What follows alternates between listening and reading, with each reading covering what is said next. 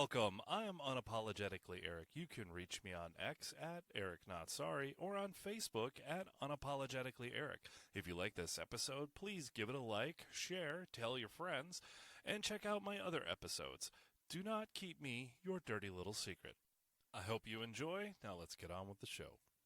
How's everybody doing out there today? Me, I'm doing alright. Caffeinated, medicated, never regulated, so let's effing go. Alright, so yesterday I did an episode about Connecticut House Bill 7033 regarding protections on homeless people on public land. So I was thinking more after I recorded, because if you have ever done a podcast or anything like that, you'll know that after you record and you put it out there, whether it was live or pre-recorded, whatever, you go, oh man, I should have said this, should have said that. And you think about it, and the hamster gets on the wheel inside your head and just keeps running, right? Well, that's what happened to me after I finished recording yesterday's episode. And I also started doing a little more research. I was doing a little more digging on this. And I've got more questions. Yeah, I've got more questions. So Connecticut House Bill 7033 is called, quote, an act prohibiting a municipality from imposing any penalty on homeless persons for performing activities of daily living on public land. That's a mouthful. So as I said in the previous episode, ultimately it's, to prevent law enforcement or anybody from basically telling homeless people to take a hike or arrest them or what have you if they're just, eating, or if they're sitting on a bench, maybe feeding birds or whatever. Okay, and as I said in the previous episode, yeah, I mean, I get it. Somebody's just sitting, chilling, having a sandwich. What's the big deal? But if you start going down the rabbit hole, as I started thinking last night, yeah, things could get really, really bad really, really fast. Like, look at LA, look at San Francisco, and other areas around the country that have an enormous unhoused, no, not unhoused, fucking stupid terms, but anywhoozles, they have huge problems, and they throw tons of money at the homeless problem, and nothing ever gets fixed. So here, the purpose of this apparently is the bill is in response to a June 2024 Supreme Court ruling in Grants Pass versus Johnson, which permits cities to penalize unhoused people for sleeping in public spaces. Well, HB 7033 seeks to establish clearer protections for homeless individuals in Connecticut, ensuring that they can perform basic activities without fear of municipal penalties. Again, sleeping on benches, maybe sitting with a hat, wanting people to throw change in it. I don't have a problem with that. Don't go out, doing weird stuff. But, if somebody's just chilling, looking for change. South Park fans? Anybody? Again, I don't have a problem with that. I mean, I feel bad for homeless people, whether it's because they made bad choices in life or their brain is broke and, there's unfortunately no real way to, fix it. You know what I mean? I feel bad. I do. It sucks. But like I said, I started doing more reading, and one of the big opponents that stuck out was the New Haven mayor, Justin Elliker. He expresses concerns that the bill could lead to safety issues and permanent encampments, citing problems like human waste, flammable materials, and trash encampments. Yeah, he's not wrong, because that stuff happens out in LA and San Francisco. So as I was saying yesterday, one of the things that really stuck out to me in the bill was life-sustaining activities. It's kind of a broad statement. It's not, you want that clarified, because exactly, okay, so we're going to have no problem with homeless people building camps, with tents or shanty towns? Oh, Eric, that's not going to happen. It exists now in Connecticut. Do you want to make it worse? Do you want to allow it to get worse? Look at some of the stuff, like I said, in LA, the stories I've seen and heard. I mean, literally open air drug dens. But that's life-sustaining activity because if an addict doesn't get their fix, they could die. So needles just strewn around on the street, that should be acceptable. That's okay now.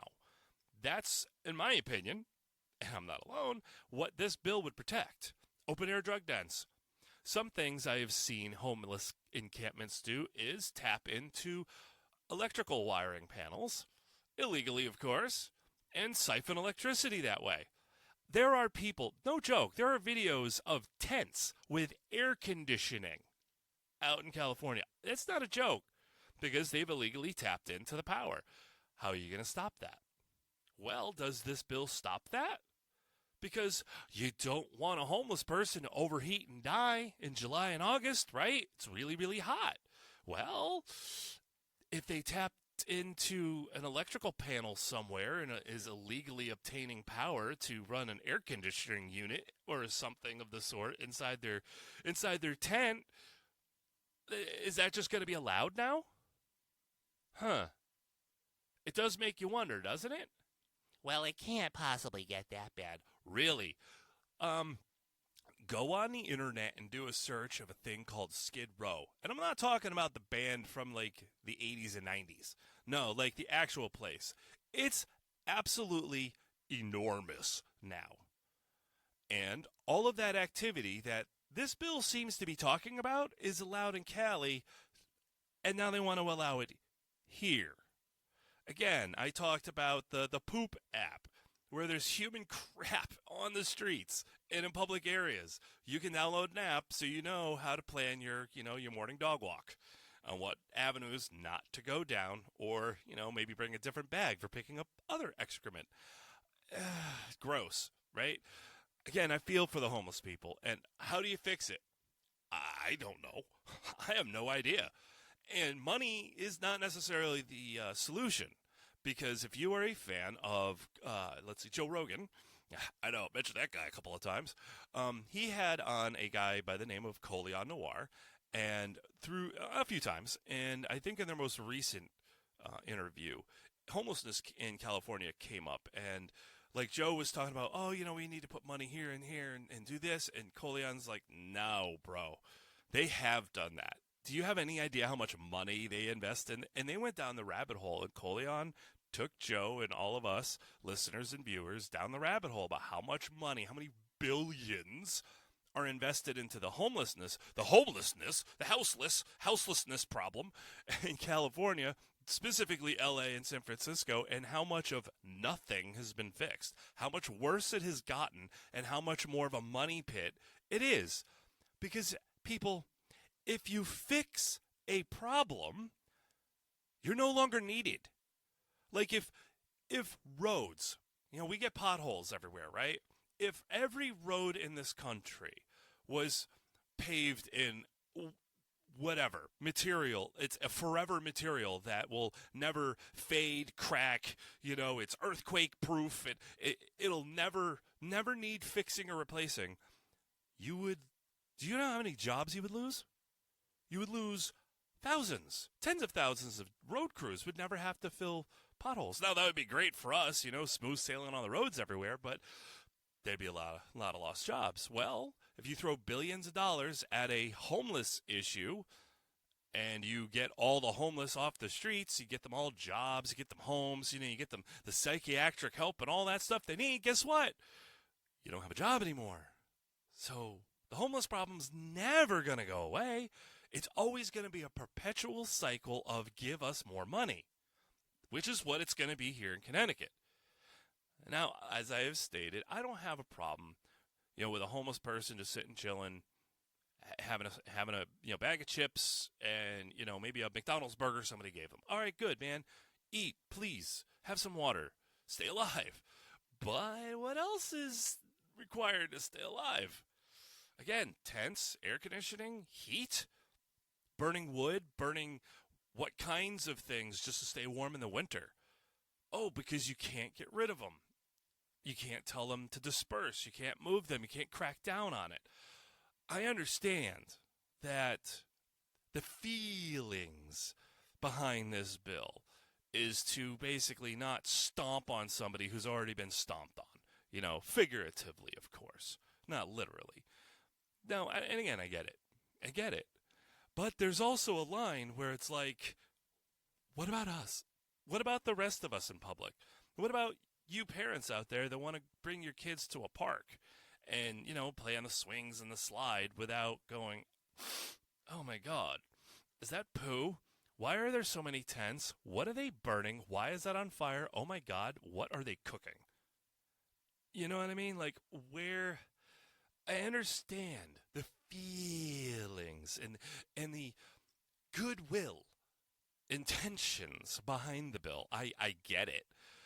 But somebody has to be an adult and say, okay, well, there is a time when people need to be not necessarily arrested and like charged and stuff like that, but there comes a time and a place where you got to go, no, sorry, it's not acceptable, and it's not acceptable here. Kind of like dirty jokes. A lot of people like dirty jokes. Do you tell dirty jokes at work?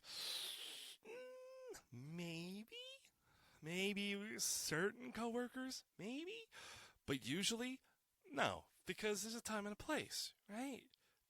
Maybe after work. But the same thing with the homeless issue. I feel for these people. I do. I wish I knew of a solution how to fix it. There isn't one, and like I said, throwing money at it isn't going to fix it either. Not just throwing money at it blindly. We got to, again, maybe, yes, money, but a genuine solution. But again, there'll never be one, because if you make the problem go away, then you're not going to be allowed to get more money. Tax dollars won't be allocated to you or your department. So homeless problem's never going to go away. I'm just questioning how far are these air quotes, leaders, these political so-called leaders, are going to allow this issue to get? Like, how bad are they willing to let it get before they go, uh-oh, maybe we should probably do something? Well, like I said, look at Skid Row. How do you fix Skid Row? You can't, dude. You can't. Not humanely. I mean, yeah, sure, you can go in there with giant bulldozers and sorry, that would be obviously violent, terrible, and, loss of life, and you don't want to do that. But how do you fix it? How do you fix it here? How do you fix homelessness anywhere? I mean, honestly, how do you? I don't know. But do you want to get so to the point where you're just so hands off that it becomes just this giant issue where there are no more public parks?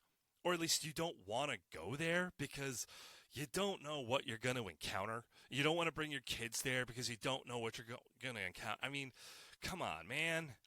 I understand wanting to help the homeless. I get it.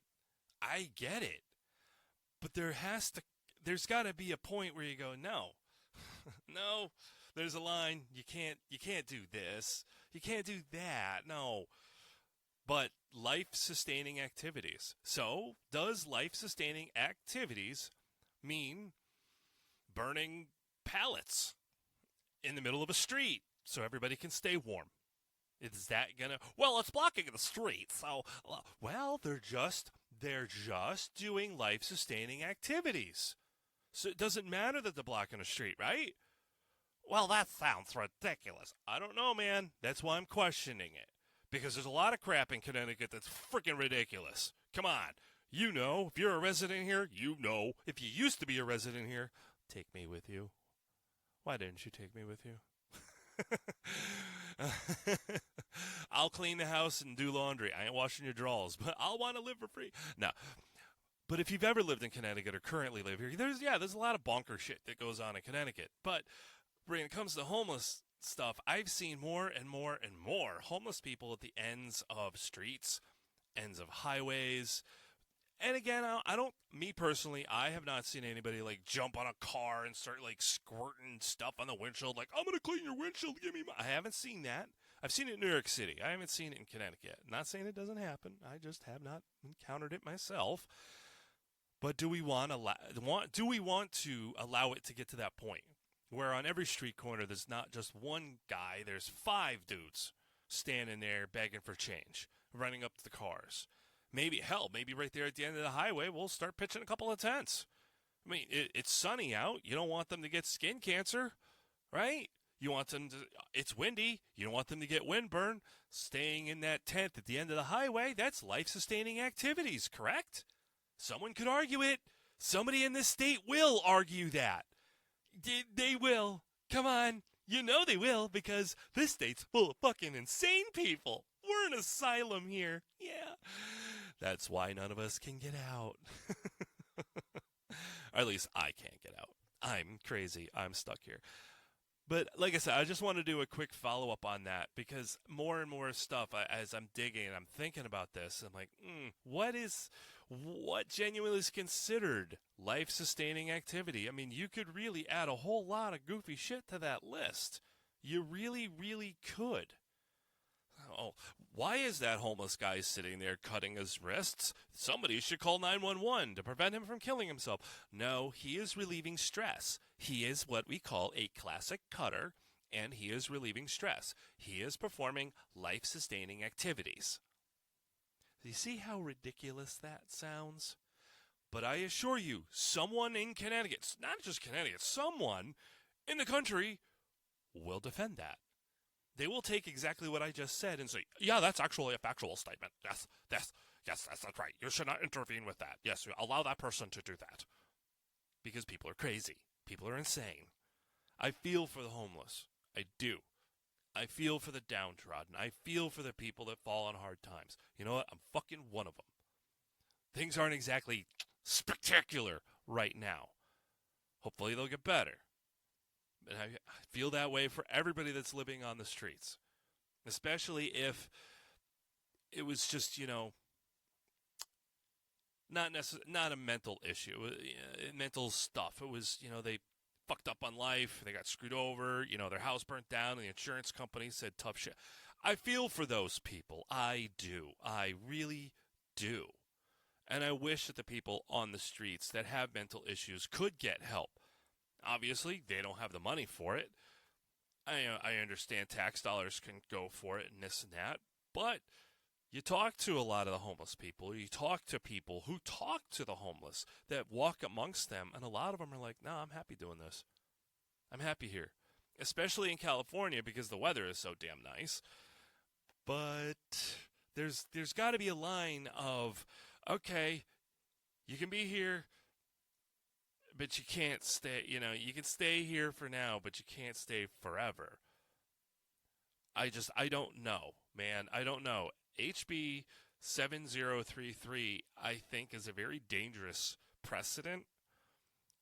Again, I understand if somebody is sitting having a water and a sandwich, and they're obviously, disheveled, and they smell of BO, and they're probably full of lice, they're homeless. I understand not going up to them and saying, we're going to put handcuffs on you and bring you down to the station because, you're unsightly here on a park bench. Okay, fair enough. Fair enough. They've already, life's already stomped on their guts enough.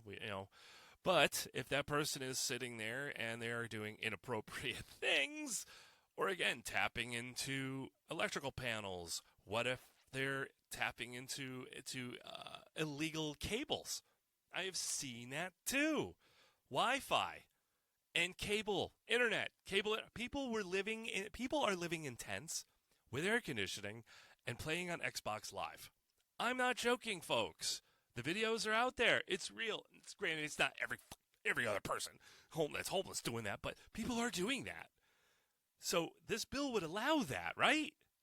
In my opinion, that would allow that to happen here in Connecticut on public land. And as I stated in the previous episode, the people that support this bill, it's not going to affect them. It's not going to affect them. They're not going to see this stuff around the corner from their house. They're not taking their kids to the park that's going to be No. They don't see this crap from their ivory tower. We do. Because we don't live in the ivory tower. We live in reality. So, like I said, I just wanted to do a quick follow-up on that life-sustaining activities. And I wanted to question,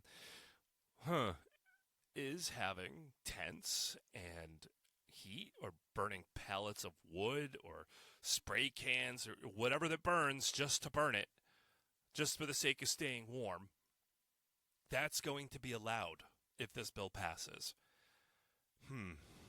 I think we should put a pause on this, clarify some things a little bit better instead of this general life-sustaining activity stuff.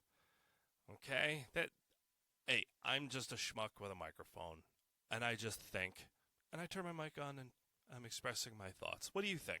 Do you agree with me? You think I'm a total moron? I'm an idiot?